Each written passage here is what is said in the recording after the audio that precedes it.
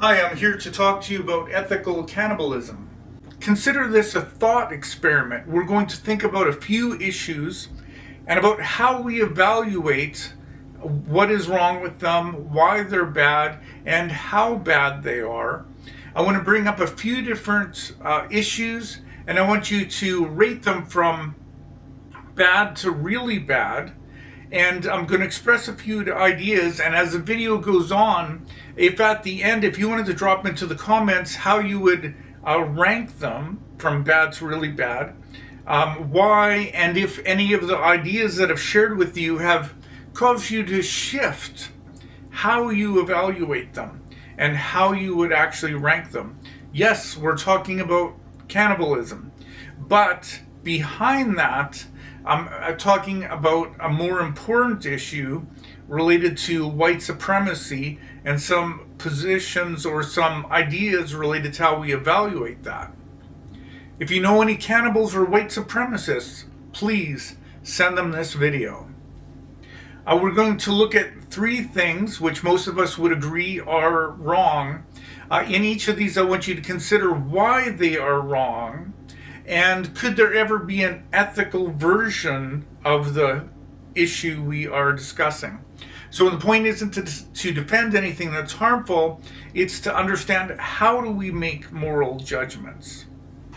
So imagine a jazz-only rule.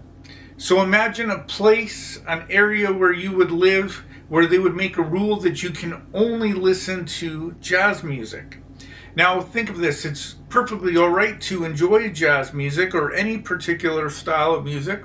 It's also perfectly natural for you to enjoy when other people like the same kind of music as you, or enjoy the same kind of shows that you like. When people do that, we enjoy that, we appreciate that, and we tend to like to spend time with other people who like the same things that we do.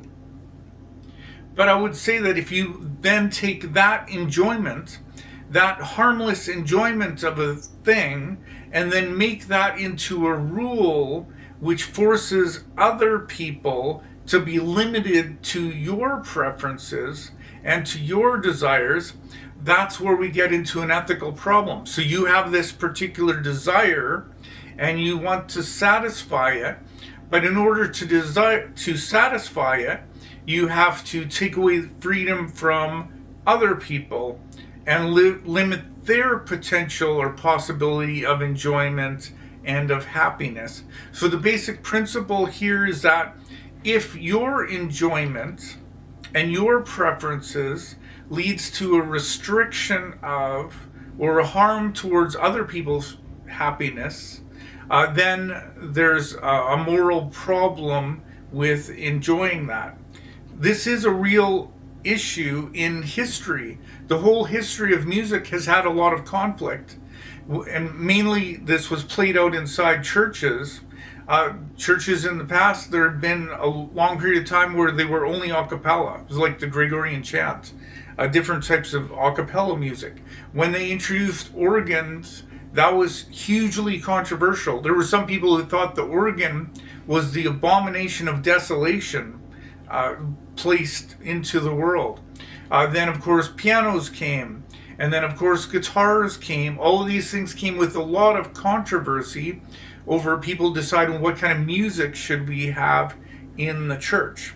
So this illustration, which is extreme, has a very real situations and ethical debates sitting behind it. Now let's consider cannibalism. First version I'm going to call cruel cannibalism, and you might even be surprised to think, are there more than one version of cannibalism? Yes, more than one version. I'm calling this cruel cannibalism. This is the stuff of horror movies. The situation where you have the Jeffrey Dahmers, a real person, or the fictional character Hannibal Lecter, where they killed people and then they became a part of their diet plan, so to say. But of course the idea is that if your dinner plans require a crime scene investigation, maybe it's a good idea to reevaluate those plans. Because if, in this case, in a very extreme way, this type of person engaging in satisfying that desire, satisfying that want, something that they find appealing for whatever reason, requires the worst of ethical crimes, which is murder. So clearly that's wrong. But what about desperate cannibalism? What if you're in a plane crash in the mountains and some people have died in that plane crash?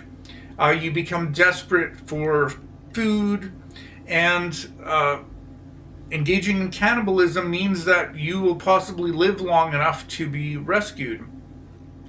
No one is harmed physically in this action or events unfolding, well, like as far as the cannibalism goes, because the people involved were dead and they died in the plane crash, in the accident. So this is desperate cannibalism. So in that situation, would you, for the sake of living and surviving and going on and having the people around you live and survive, would you endorse this desperate cannibalism?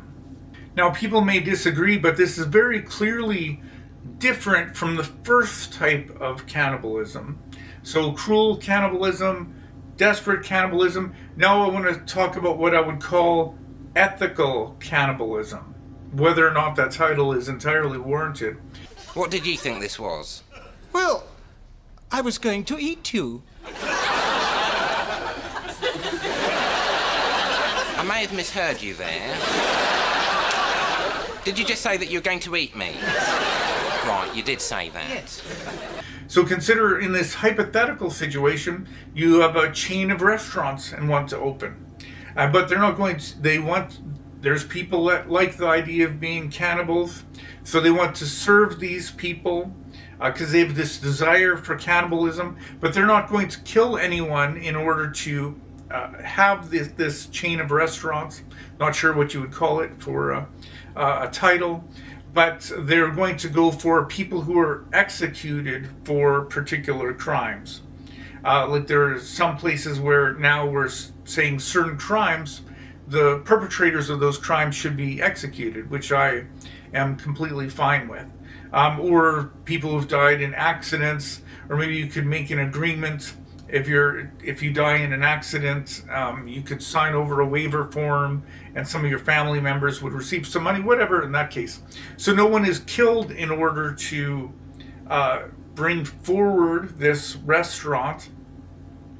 So this is still very different from the Jeffrey Dahmer's, the Hannibal Lecter situation. But of course, to most of us, the idea of it is still very disturbing. But no one is directly harmed. Potentially, you could say we're psychologically harmed considering this. And if you want to shock some of your friends and family members, send them a text and say, have you considered ethical cannibalism? My attempt at humor. So the third issue that I want to talk about is segregation or white-only communities. There are some people who would say that, well, they really enjoy their culture and they want white-only communities. They don't really feel comfortable around a lot of other communities. So they want to create a place where they feel comfortable, a place where they would feel that they could enjoy it. So on the surface, this sounds just like the jazz-only communities.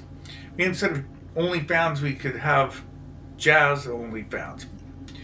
So on the surface, it sounds kind of like that kind of situation where you want only jazz, here you want only white communities. But this issue has actually greater harm attached to it than the jazz-only communities. Consider in a jazz-only community, everybody still lives together, works together, goes to the same schools, colleges, is able to get along, and is treated equally. In those communities, everybody's still working alongside each other, but everybody has to listen to jazz music. So your freedom is taken away that way, but otherwise society functions fairly normally. in a white-only community, or a community where segregation is adopted and allowed, there's a whole entire groups of people who are not allowed to participate in certain restaurants, certain colleges, certain schools, certain laundromats. That is exactly how it was in the 1960s and for a long time, where people were violently opposed to having equality in this sense, where the communities would be integrated, where they could go on the same buses, and people were completely offended at the idea that we would have integrated communities. We are standing up for what we think is right now. Barbara, I mean it. you're playing into their hands. Let me speak to them, okay? In the name of God, how much more are we supposed to take? Take from what? From you people. I mean, you people. You sound like I'm a dog or something. A lot of us haven't experienced that, but people wouldn't like it if the shoe was on the other foot in that regards. So I hope that considering these issues will help you to see clearly what some of the moral principles are, and I tried to present them in a way which is easier for people to see, or some of the more dramatic examples of these things. So consider we have a couple different categories, and if you would, in the comment section, rank these from best to worst.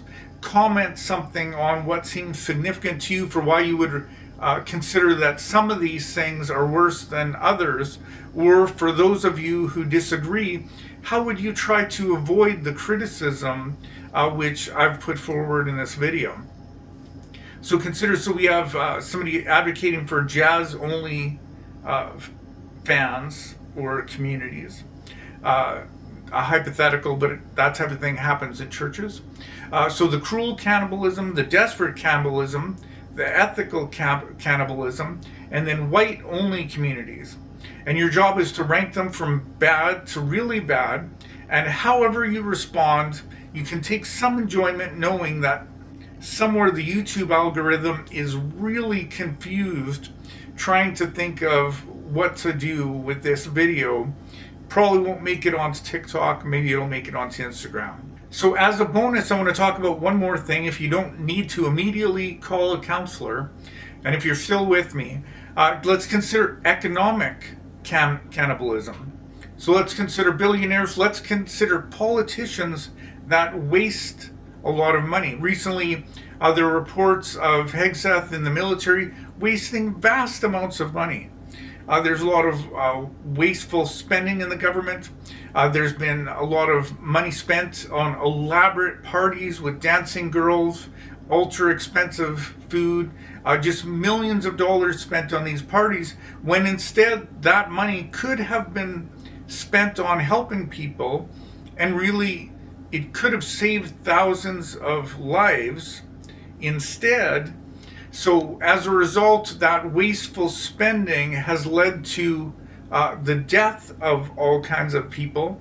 So in this case, I would say that that's economic cannibalism. Or we could say wars can be put into this category in that they're not only actively killing people, but the money spent on those wars could be spent on things which are actually beneficial to people, but there are some who are profiting a lot off of those wars. So this is economic cannibalism.